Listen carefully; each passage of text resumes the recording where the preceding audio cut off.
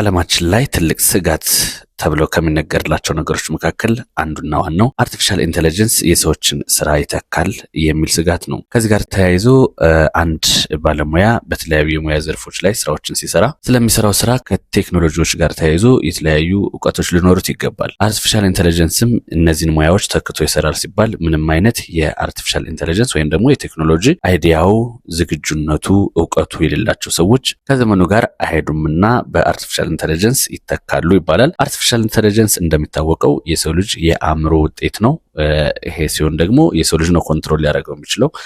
በአንድ የሙያ ዘርፍ ውስጥ አርቲፊሻል ኢንተለጀንስ ስራዎችን ሲሰራ ኦፕሬት የሚደረገው በሰው ልጅ ሊሆን ይችላል። ለምሳሌ የጤና ዘርፉን ብናነሳ የጤና ዘርፉን ዲያግኖስ የሚያደርግ አንድ አርቲፊሻል ኢንተለጀንስ ቢኖር የተለያዩ ስራዎችን ሲሰራ በሰው ልጅ ኮንትሮል ሊደረግ ይችላል። ለቴክኖሎጂው ቅርብ የሆነ ሰው ደግሞ ስራውን ደግሞ በዛው አብሮ መቀጠል ይችላል ማለት ነው። ስለዚህ በዛሬው ዝግጅታችን ይሄንን የቴክኖሎጂ ውጤት የሆነውን አርቲፊሻል ኢንተለጀንስ የአርቲፊሻል ኢንተለጀንስ እውቀቶቻችን ከፍ ሊያደርጉልን የሚችሉ አይዲያውን እንዲኖረን ሊያደርጉልን የሚችሉ ትንሽ ዌብሳይቶችን እጠቁማችኋለሁ ማለት ነው። እነዚህን ዌብሳይቶች ተጠቅማችሁ አርቲፊሻል ኢንተለጀንስ ምን ማለት ነው፣ እንዴት ይሰራል የሚል እውቀቶችን ልታገኙባቸው ትችላላችሁ። ሰርቲፊኬትም አላቸው ከፈለጋችሁት ማለት ነው። ተጠቀሙባቸው።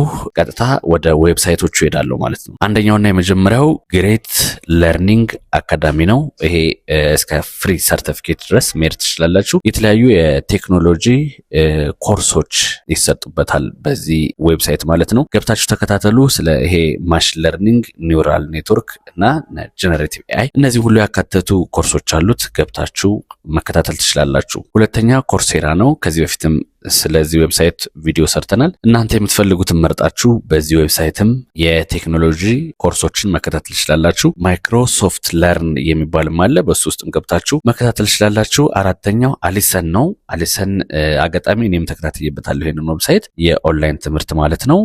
በጣም ቤስት የሚባል ዌብሳይት ነው። የቲቺንግ ለርኒንግ ፕሮሰሱም ደስ ይላል። በነፃ ነው የምትወስዱት።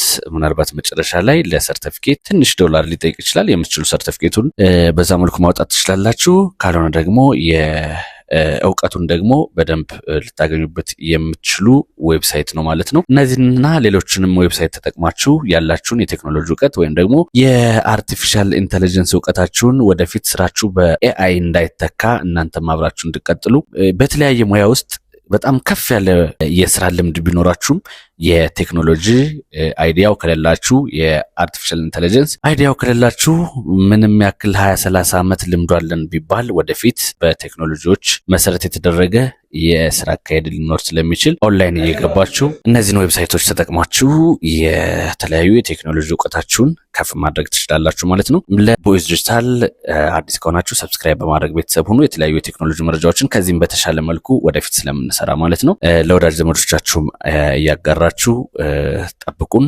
በያላችሁበት መልካም ጊዜን ተመኘንላችሁ።